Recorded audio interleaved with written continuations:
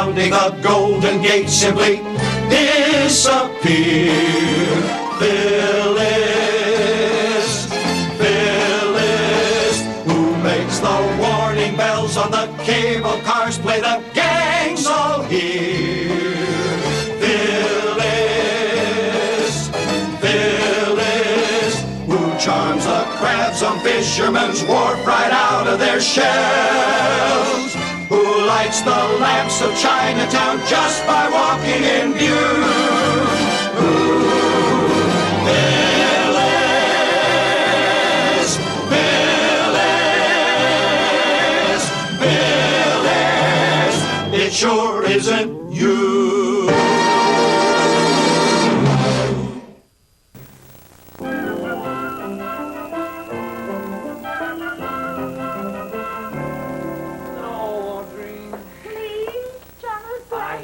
Husband just passed away, and I feel very sorry for her, dear, but we have no room for anybody else. But, Jonathan, she's my niece, and she has hardly any money. I don't want her to have to stay at some crummy hotel. We simply have no place to put her, dear. May I make a comment? Certainly, Mother. I think that Margaret should be allowed to stay here. And we'll bounce Phyllis out. We appreciated your comment, Mother. Wisdom in age. Now, Audrey, let's look at this logically. We already have my mother staying here, and Phyllis, and that's not that I mind. I love having them here. Well, I like having them here. But now you propose to invite somebody else to stay here. Well, dear, it can't be done.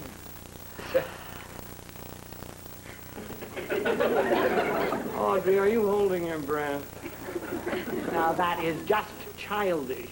Mature people don't hold their breath to get their way. Now, stop it.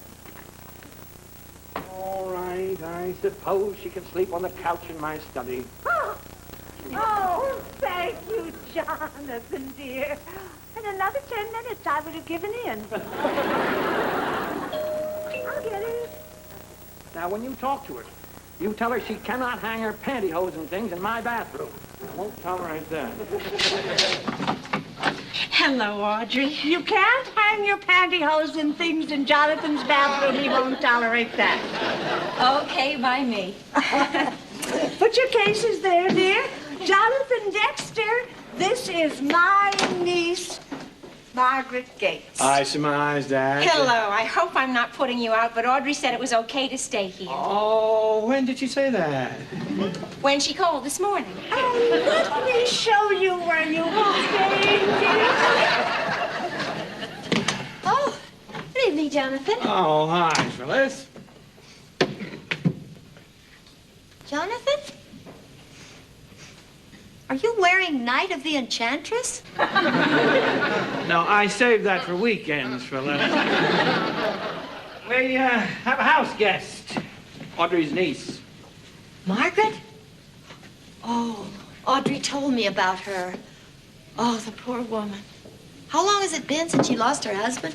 A little over a month, I believe. It's good she's staying here. She needs to be around caring, loving people now. Oh, I remember after Lars died, how my Aunt Berta came to me and said, Phyllis, come stay with me. The children would love to have you there on our farm. You can help us harvest the corn and tend to the goats and sheep, and we'll laugh and work with growing things. Did you go there? Oh, no. Aunt Berta had no farm. Only delusions of agriculture. Strange lady. But she was there for me. And I can pay that back by being here for Margaret. I know what she's going through. The hurt, the pain, the emptiness. Ah, Margaret. Yes. Oh, Margaret. Have we been introduced? I'm sorry. I'm Phyllis Lindstrom, Audrey's late son's wife. Oh, Margaret. Oh. Nice to meet you, too. I want you to know I am here for you, Margaret. Well, you can't imagine how really secure and snuggy that makes me feel.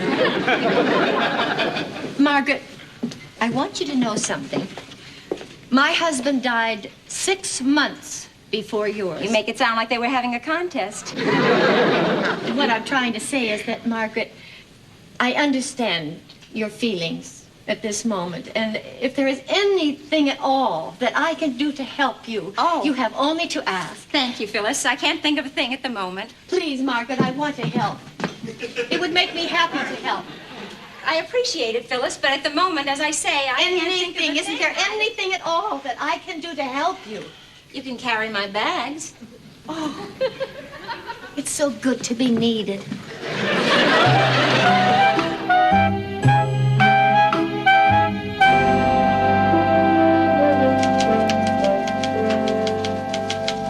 Hello, Leo. Hi, Leo. Julie, take a look at this. It's an envelope full of hair. Oh, thank you, Leo. No, don't you know what that is? Hair mail? Julie, that's my hair. It came out this morning while I was combing it. I'm going bald. Oh, you're not going bald, Leo. Yes, I am. Baldness is hereditary. My family has a whole history of baldness. My father was totally bald. If he found a hair in his soup, he'd save it. Don't worry about it, Leo. When I do go bald, will you think any less of me? Oh, Leo, I couldn't possibly think any less of you. That's some consolation. Thanks, Julie. Hello. Oh, Margaret. Julie? Leo, I want you to meet Margaret Gates, Audrey's niece from Boise. Hello. You just out here visiting, Margaret? Well, I'm hoping to move here. It all depends on whether I get a job or not. They're looking for a stripper down at the Club Tropico. Hey, isn't that bad? Leo, The hours please. Margaret's a recent widow. Oh, hey, I'm sorry. That's all right. I could wear black tassels. Black tassel, that's good. I like a widow with a sense of humor. Leo, I got some work to do. Black tassel, did you hear that? Phyllis, I just dropped by to tell you I can't have lunch with you today. I have an interview for a job. A job interview? Margaret, sit down. Sit. Margaret, jobs are not easy to come by in San Francisco, so let me give you some advice on how to handle a job interview. Phyllis, I really think I can handle this okay myself. Please, Margaret, let me help you. I spent weeks going from interview to interview with no success, but I did learn a few job hunting tricks that may help you. For instance, never ask the interviewer if she's had a nose job. Oh, and another thing that might not occur to you. Never take a pet with you on a job interview.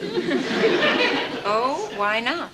I found a stray cat on the way to one interview I had, and I took him along with me. And I think that's what cost me the job.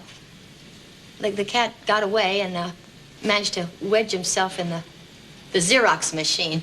The dumb cat. Probably just trying to reproduce himself. Go now. This has really been very helpful, and I appreciate it, but I better get over to the interview. Margaret, I know you're going to do just fine. Now think positive. Just tell yourself you're going to get this job, and you'll get it. Just have as much faith in yourself as I do, and you can't lose. Go get it, Margaret. The job's as good as yours. Poor kid doesn't stand a chance.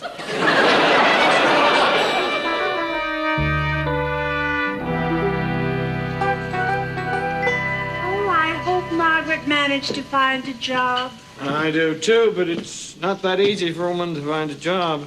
Pish-tosh. Did you have another comment to make, Mother?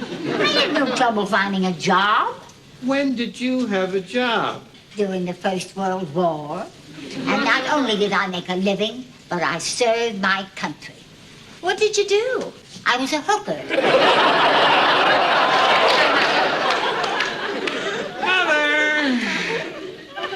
I worked in a defense plant, and I hooked a red wire into a blue wire.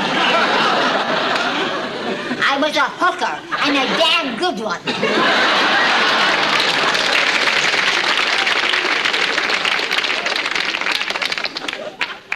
Audrey, maybe you ought to think about getting ready for that party now. Oh, yes, dear.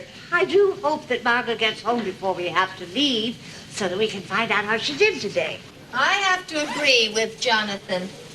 Margaret's chances aren't too good. She's probably drowning her sorrows in some bar. I got a job. See, I knew it. She's drunk. That's marvelous, dear. Wonderful. Really? Found a job? Yeah. Where? The Kensington Hotel. Oh, you're a maid. It's a job. And it's good, honest work. No. I am head design consultant for the entire chain of Kensington hotels. Oh, that's good, too. Congratulations, dear. These are for you. Oh. How did you find it? Well, I went to apply for a job as assistant manager. And while I was being interviewed, the design consultant for the hotel walked in and quit. So the personnel manager asked me if I knew anything about design. And I gave him some ideas, and he liked them, and he hired me. Great. Talk about dumb luck, huh? The pay's not bad either. I'm starting at $300 a week. 300? And they gave me a beautiful suite to use as an office. Sweet. And next month, they're opening a new hotel in South America, and I may get to fly to Rio de Janeiro. Flying down to Rio. Mio, mio, mio.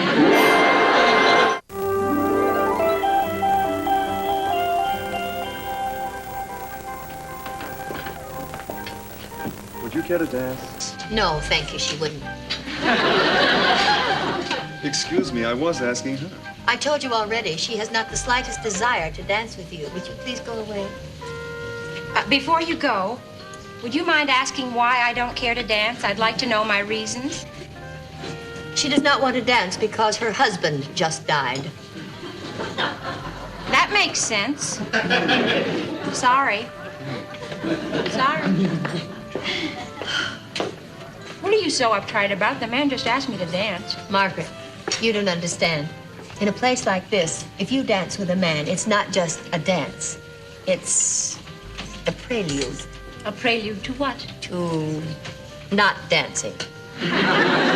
Margaret, trust me. At the present, you are not capable of handling a man. Phyllis, I know these may seem silly and irrelevant points to you, but I am a grown woman, and this is my life. Uh-oh, here comes trouble. Excuse me, would either of you ladies care to dance? No, thank you. Of course, I cannot speak for my companion. I don't feel like dancing either, thank you. Would it be all right if I join you for a drink? Sure, sit down.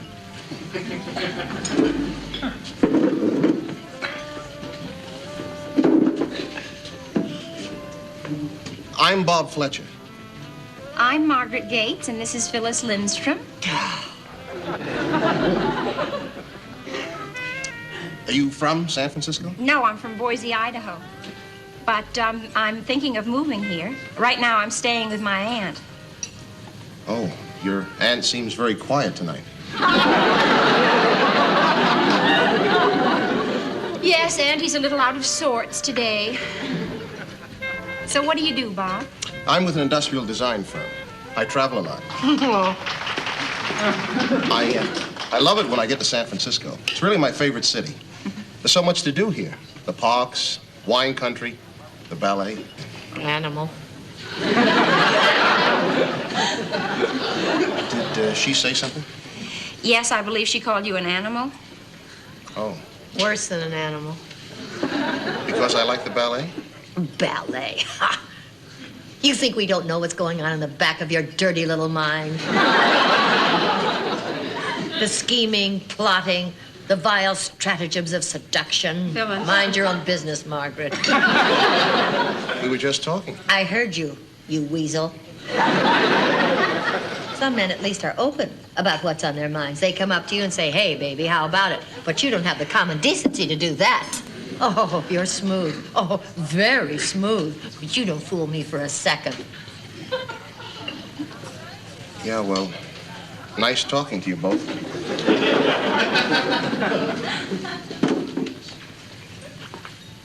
Well, we should have told him.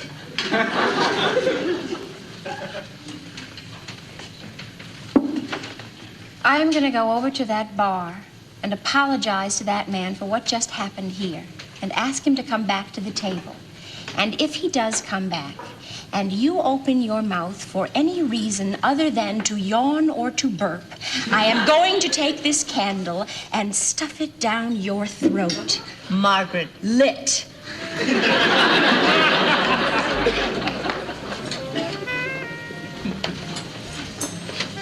Want to dance? You men are all the same. You pigs!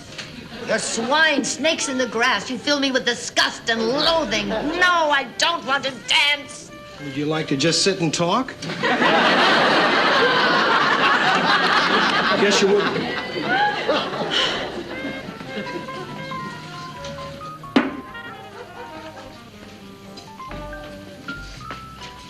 Hello again. Phyllis, Bob knows a terrific restaurant in Chinatown. You see, Margaret, you thought he just wanted to talk. But it never stops with just talking. First it's dinner, then dessert. Phyllis, he's invited both of us to dinner. Oh, kinky too. No, thank you. You go ahead, do what you want. I've done my duty. I can do no more. I'm just going to fix my hair. I'll be right back.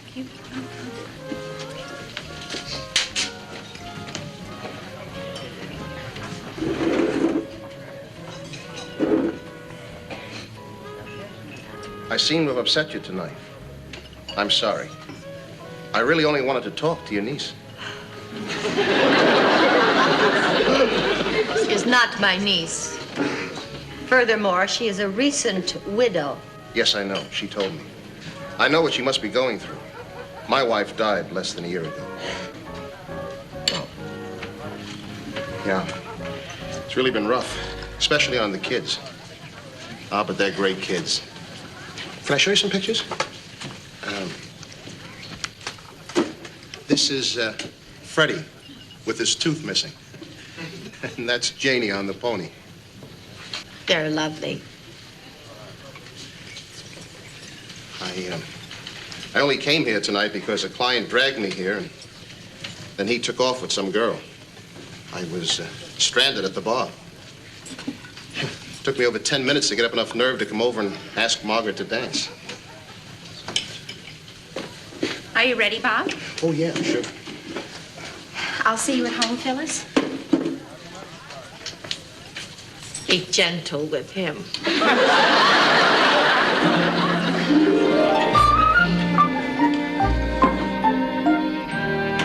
Cab drivers are fresh and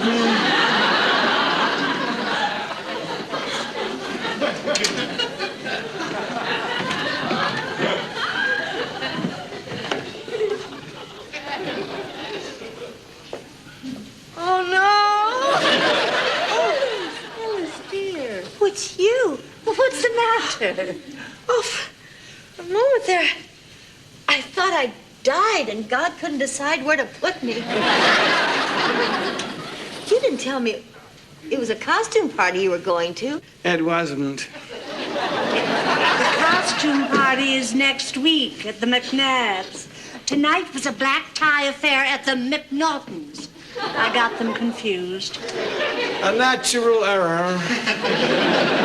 How embarrassing. Well, what did you say when people asked why you were dressed like that? Oh, strangely enough, no one even mentioned it. You see, it was a fundraising dinner for Ronald Reagan. And you know how Republicans are. They don't like to ask questions. Come on, dear, get your tail up here.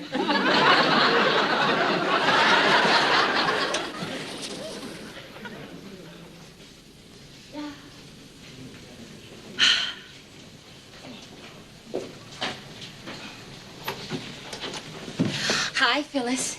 Oh, hi, Margaret. Did you have a nice time? Oh, yes, we had a terrific dinner. You should have come. Oh, yes, I'm sorry I didn't. Bob is really a very nice guy. Yes, he seems so. Well, I'm truly happy you had a pleasant evening. Well, I guess I'll hit the sack. Good night, Phyllis. Good night, Margaret. Sweet dreams. Thanks. Oh, Margaret? Yes?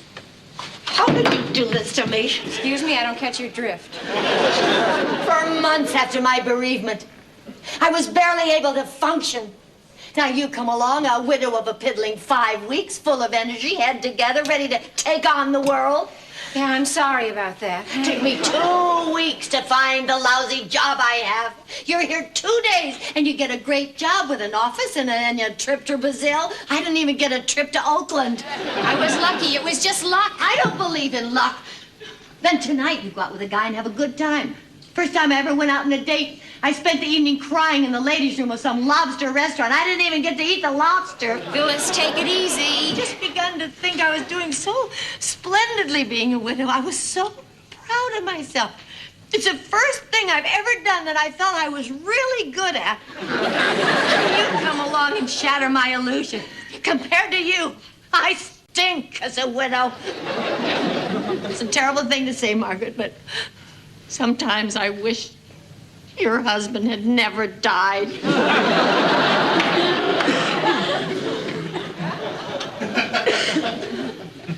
I'm really sorry that I made you so unhappy. What do you want me to do? Teach me how to be you. Phyllis. Huh? What's your secret? Do you eat only certain foods? Phyllis. Tell me. I'm at your feet. Please, don't be at my feet. Get up. It makes me uncomfortable to have somebody at my feet. Let me follow you around. I won't be in the way. You won't even know I'm there. Sit down.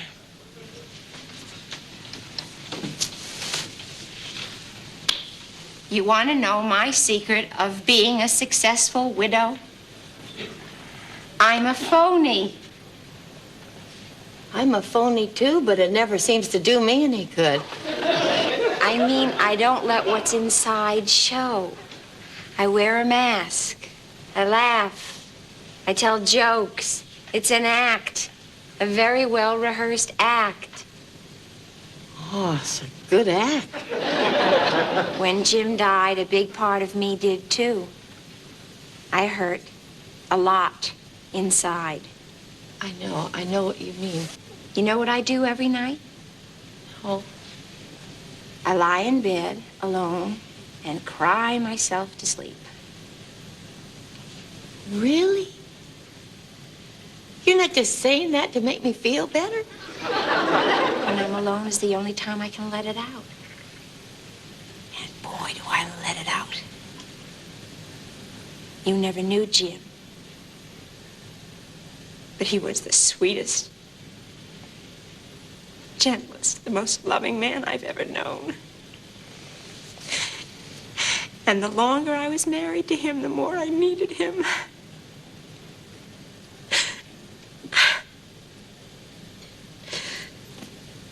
I've made up my mind to try and make the best life for myself that I possibly can.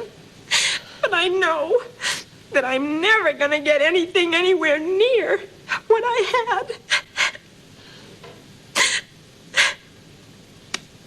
Why, Phyllis? Why him?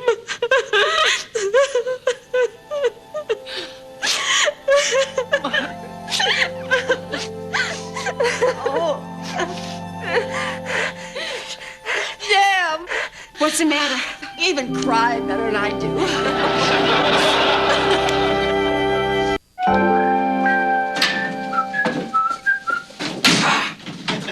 Morning, ladies. Oh, you're awfully chipper today. Yes, indeedy, deedy, deedy, deedy do. I'm on top of the world. Why, Leo? I'm not going bald. What about all this business about heredity? I thought baldness ran in your family. Now, I talked to my mother last night. She told me some great news. I'm adopted.